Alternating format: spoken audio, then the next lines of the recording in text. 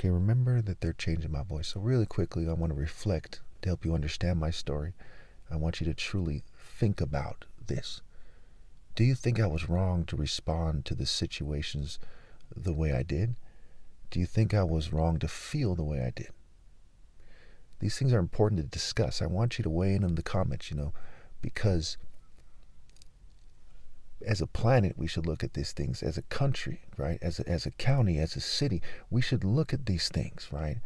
And say, what does it mean? Why don't we discuss these things more effectively? Is it enough to leave it to Flanders and some well-meaning hippies who don't make that compelling of an argument to discuss my side of it, which is the side of wisdom, the side of tolerance within reason? Do you think I should have just rushed to the back of the club and caught a fade, and went fisticuffs with the bouncer, forced my way in there like I'm Jean-Claude Van Damme when I'm out of shape and sickly and an alcoholic back in when I was like 23 or something? Okay. And got beat up on the off chance that there's something going on back there? You think I should have just taken off on that skinhead gentleman or whatever he was? You think when you're gang stalked, you should just go right in like a fucking terroristic mass shooter? Or does wisdom prevail? Do principles prevail? Is there a time and a place to be violent and you should be morally precise? Or do you honestly think your street reputation or your ego or your culture is greater than universal wisdom, moral wisdom, and universal moral precision? And why aren't we openly and effectively discussing these things as a society? Why won't they effectively end homelessness and child hunger? It's not that expensive. There's plenty of very book smart individuals, you might describe very intelligent individuals in a sense, right? Maybe not so much in white life wisdom, but to some degree there too, I'd imagine, who are very capable of organizing and ending homelessness. So why doesn't it occur? Why are we such a cruel society? Why have people bent over for the military-industrial complex and the kleptocratic oligarchs, the rich oppressors that hold us all down? Why have they forgotten God Almighty and the precepts of moral precision? Why have they abandoned careful thinking, rational thought, careful perception? Why have we betrayed virtue as a society?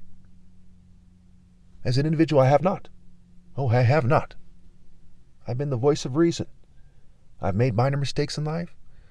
At times I've lost my cool, went to my room, started yelling and screaming, thinking about why is this world so damn evil? Why do they resent God so much that they decided to dedicate and commit themselves to being evil?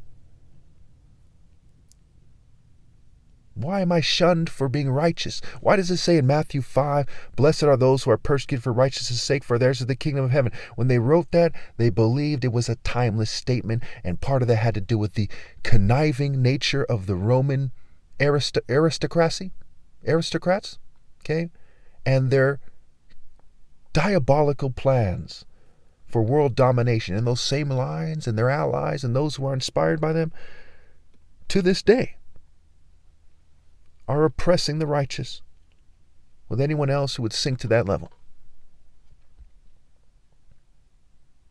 Why is this occurring? Why won't we solve these problems as a society? Why are people afraid to rally as uncontrolled opposition? Why do women get raped and abused while people cower behind the cover of night?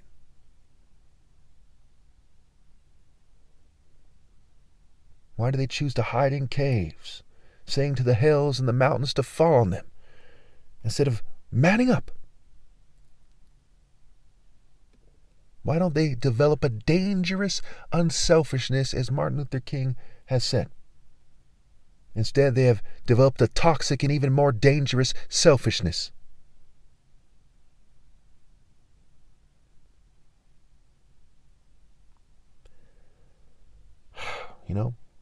It hurts a bit to talk about some of these things, I'll tell you that. Think about the pain and suffering, have them fume me and poison me and do things that make me more sensitive at times, less sensitive at times, harder to get my thoughts together? When they try to parade oppressors in front of you as if they're sound leaders or something? I've watched America get raped. I've watched America be defiled far beyond words after its long and dark history of oppression. Because some of us had the courage to insist on what's right. They responded. They lashed out. They wouldn't stand with us. Against the hordes of oppressors, they wouldn't stand with us. And they're forking their kids over. Let your kids see courage and not complicity. And certainly not smugness, not complacency. Vindicate the righteous by your actions. Because God Almighty has already vindicated them, yes. But join in that vindication. Choose moral precision. Choose heart. Choose bravery. Taste true victory. Peaceful protests with potent words will defeat the enemy if we move quickly. And if you do what God requires and keep the commands that I propound every day, you can come through the gates of heaven and join in the procession of the righteous. The Lord's right hand is lifted high. The Lord's right hand has done great, wonderful, breathtaking, and amazing things.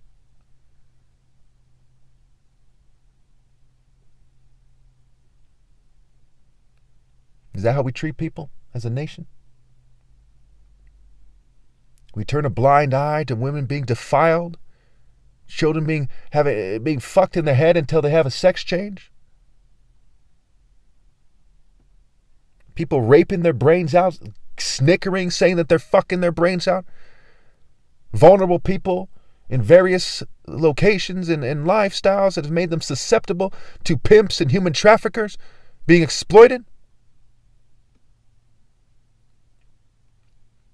Are Americans people that fear the corporate oppressor? Or do they face him? Do they face him and say, victory is already attained when you stand up to your oppressor with moral precision? That's victory. Success is a journey. Victory is a journey. Triumph is a journey.